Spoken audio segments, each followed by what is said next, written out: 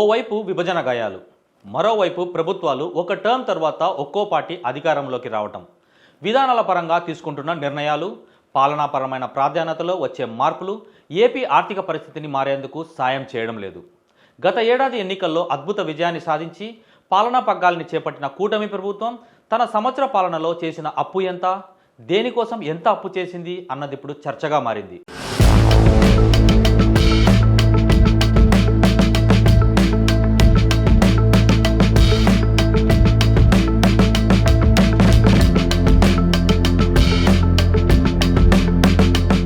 కూటమి ప్రభుత్వం కొలువు తీరి నిన్న మంగళవారం నాటికి ఏడాది పూర్తయింది.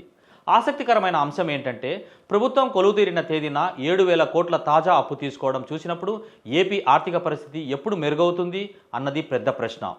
తాజాగా చేసిన అప్పుల్లో బడ్జెట్ అప్పులే ఏకంగా 1,01,194 కోట్లకు చేరాయి. ఆర్బీఐ రాష్ట్ర ప్రభుత్వం సెక్యూరిటీల వేలం ద్వారా 6.61% నుంచి 6.84% వడ్డీకి ఈ మొత్తం అప్పును సమీకరించింది. బడ్జెట్ లోపలే కాకుండా బడ్జెట్ బయట అప్పులు చేయడం కనిపిస్తుంది.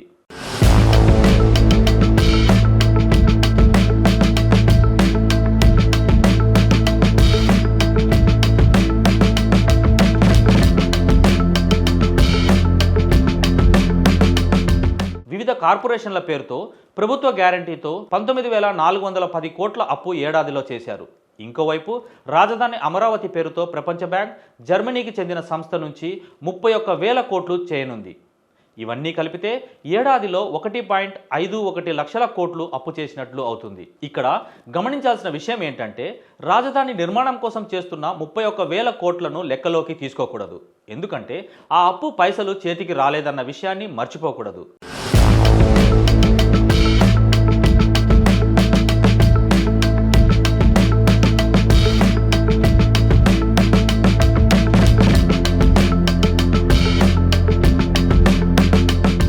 మొత్తంగా చూస్తే చంద్రబాబు సర్కార్ ఏడాది పాలనలో బడ్జెట్ అప్పు 1,01,194 కోట్లు కాగా, బడ్జెట్ ఏతర అప్పు 19,410 కోట్లను మాత్రమే రుణాలుగా తీసుకోవాలి.